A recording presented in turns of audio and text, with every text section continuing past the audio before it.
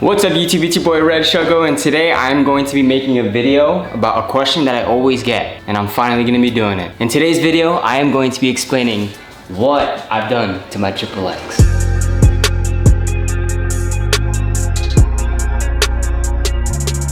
Now, if you've seen my videos, you know that I don't like to have my bike stock whatsoever. So the first thing that I did was I upgraded the brakes. The brakes that came with the bike stock were good, don't get me wrong, I just didn't like the way they looked. So I figured I'm gonna go towards the Magura MT7s because I liked the way they looked and they had a single finger lever, and that is just what really appealed me to get it. And it cost me roughly about 500 bucks. Now the second mod that I did to this bike after my brakes was my thrill seeker seat cover, which costed me roughly about 100 bucks. I went the thrill seeker route because I noticed when I go up in a wheelie, I was sliding on my seat a lot. So I needed something to really hold me in place, which the thrill seeker was the best option because one, it wasn't too grippy and it was still super stylishable. The gut seat cover was very limited on what you could do, and it was a little bit too grippy. Now after I got my brakes and my seat cover installed, I was getting a lot better at my wheelies. I needed something to help me with my feet because I noticed that I started to lock my feet on my actual pegs and I didn't like that. So that's when I got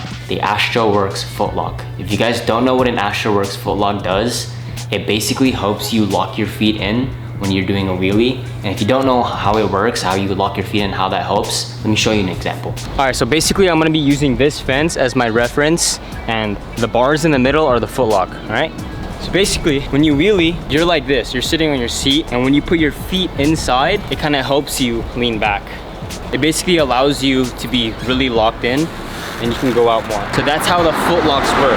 I look stupid right now, but it's a good reference, all right? So I got my AstroWorks footlock for about $65, and if you guys don't want to pay $65, you guys can go ahead and go to astroworks.co and use my code offline to get yourself a little bit of a discount. And I promise you, you will not regret it. Now for the next modification that I did to my bike, if you have a triple X, you understand exactly what I'm talking about, and it's the headlight. The headlight is so ugly. I'm sorry if you guys like it, but if you guys like it, it is so ugly, you cannot turn it off, so I had to get rid of it. I got rid of it for an Alpha R LED light. I got it on Amazon for about $45. Now, I like the Alpha R LED light because I was able to choose if I wanted it to make it white or yellow. And I also had the option to turn it off, which the stock headlight, you could not do that. So after I installed the Alpha R LED light, I noticed that the stock headlight took up so much real estate in the front that there was a big opening because the Alpha R LED light was a lot smaller. So I took advantage of that and I got myself an ODI plate with a custom decal made, and it was roughly about 50 bucks. Now, after all of those modifications were done to my bike, I was honestly getting the hang of the stock power, and now I wanted more. That's usually how it goes. Once you get the hang of the stock power, you want to upgrade power-wise.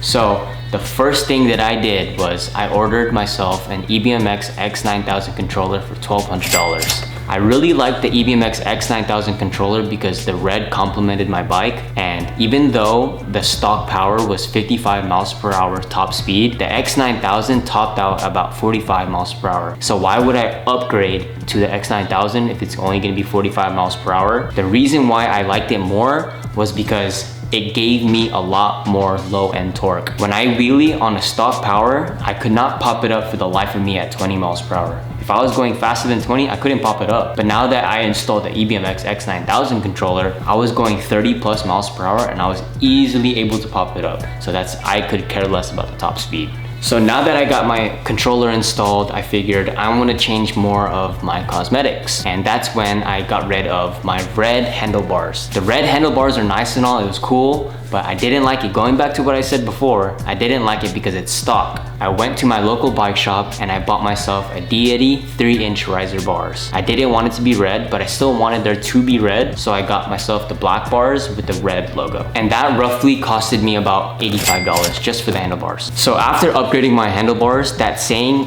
"it's stock, change it," kind of kept lingering in my head. So I went to Facebook Marketplace that day, and that's when I came across the Marzocchi Bomber 58s in red. So I pulled the trigger with this guy on Facebook. He ended up selling it to me for $600 and he had it listed for $900. He actually gave it to me for $600 because he actually recognized me from a past ride out that I've been to with this bike multiple times.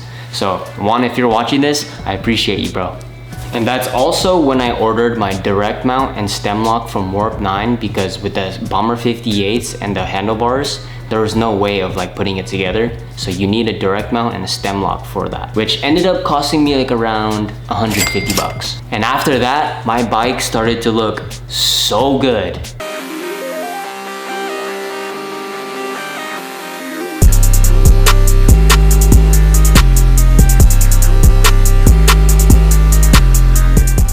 So now that my bike was finally coming together all around, it was time to get myself a 74 volt 44 amp hour battery for $2,000. But I didn't want to pay that, so I had to make a sacrifice. I had a fully built SX500 and we did a complete trade. So he gave me the battery and I gave him a fully built Razor, which is sad because to this day, I still miss that bike.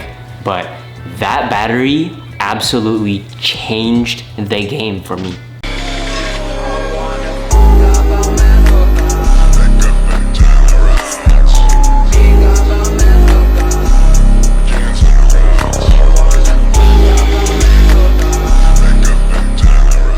I can go fully in detail about how all that happened, but I'd rather you guys just go and watch that YouTube video. And you guys have no idea how much I was falling in love with this bike. After all that power change, holy crap, I wanted to do something different. So that's when I came across the idea of changing like a certain colorway on my bike and adding more silver to the bike. And that's when I came across the Lewis Tech LH4 brakes. I loved how it had that silver finish. I got the Lewis Tech brakes. They roughly costed around $700. I know it wasn't that much of a change going from Aguras to Lewis Tech. There's no difference in stopping power. It was the same thing, but because I was falling in love with my bike so much, I didn't care about the $700. I bought it and I wanted to, add more silver to my bike. $700 for the Lewis Tech brakes, and to top it all off, they sent me red levers and a red cap, which was even better because my bike was red and silver now. And to this day, I'm still rocking it. I think the red looks so good, it complements the shit out of my bike. A lot of you guys are saying go to moto brakes, but at the same time, I don't really need it like that because I'm not going 60, 70 miles per hour wheeling because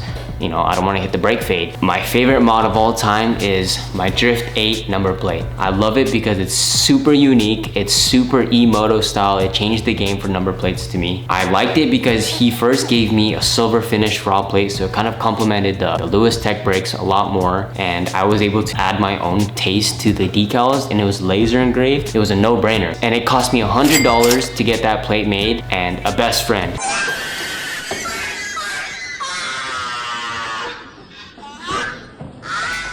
So Julian, if you're watching this, I appreciate you, bro. The number plates are a game changer. It's changing the game in the e-moto world, and I'm never gonna take it off. I'm gonna be forever Drift 8, baby. So now that I had my Lewis Tech brakes installed and my Drift 8 installed, I wanted a lot more silver. That wasn't the only silver that I wanted on my bike. That's when I started to come across a lot of my stock parts. A lot of my stock parts were still there, so I didn't want the stock anymore. So that's when I came across Prickly Motorsports. Prickly Motorsports is a US made shop. It's the best looking material that you can put on your bike and makes the bikes look expensive and pretty. I had to get Prickly Motorsports. I got the direct mount from Prickly. I got the foot pegs from Prickly. What else did I get? I got the light mount from Prickly. All of that costed me like around $450. That's my rough guess for how much I've spent on the Prickly stuff. So after I got all that silver stuff installed, I started to, ride around a lot more and realized my bike is pretty quiet. And I wanted more people to kind of hear me, and I wanted to, if I'm riding, it's a lot more safer if you're a little bit louder. So that's when I came across the chain drive from Warp 9. I installed the chain drive from Warp 9. I also have a YouTube video on that if you guys want to hear the difference between the stock and the chain drive. That was a huge thing for me, and I don't think I will ever go back to belt. And that kind of costed me like around $90 just for the chain drive. And I could be wrong, but I think that it kind of like gave the bike a little bit more of like more pull, like more torque. It could be me though, because I'm just used to like the quietness, so that when I change to the louder sound, it kind of, I think, I could be wrong, don't correct me on it, but I think it kind of gave it a little bit more of a torque. So definitely never going back to belt. Now for the next mod that I did to my bike was a foot brake from Factory Z. I rarely use it, but when I do,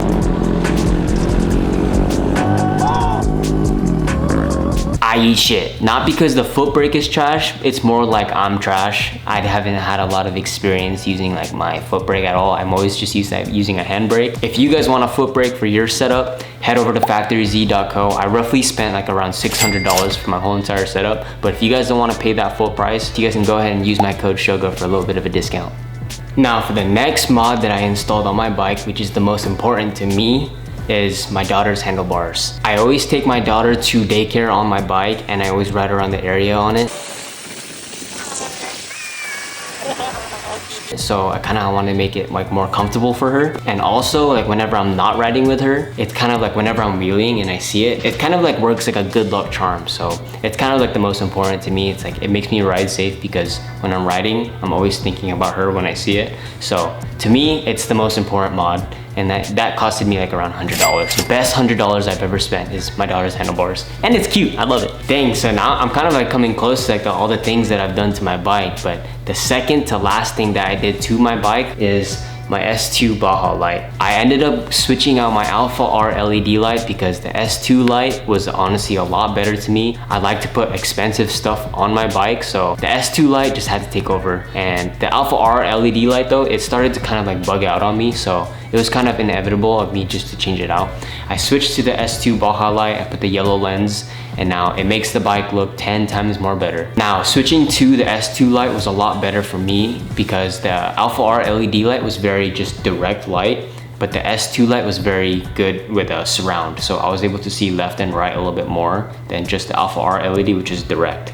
And it costed me like around $180 for the S2 light. And now for the last and most recent modification that I've done to this bike is my XLB60 core motor. I'm honestly mad at myself for not doing this earlier because this absolutely changed the game for me on this bike. It's honestly the last thing that I wanted to do to this bike too. Even though I'm mad at myself for not doing it earlier, I like that I did it last because now the bike is 100% completely finished and now my bike feels like a Stark. Like it is so fast that I don't even want to hit 40 kilowatts anymore. I'm always just gonna be riding at 15, but the fact that I can hit 40 kilowatts now was my best investment ever, and it costed me around $1,200 for the motor. So all in all, like doing all the math and putting all the prices together, this bike costed me around $12,000, including the bike. Now everything that I've done to this bike costs $12,000. Yeah, I'm gonna get a lot of comments saying you should have bought a Stark, but I started upgrading this bike way before the Stark even came out. So I like a Triple X more now because now it's just like my character on a bike. It's my bike forever. It's gonna be like my trophy bike. I just got an e-ride if you guys seen my last video.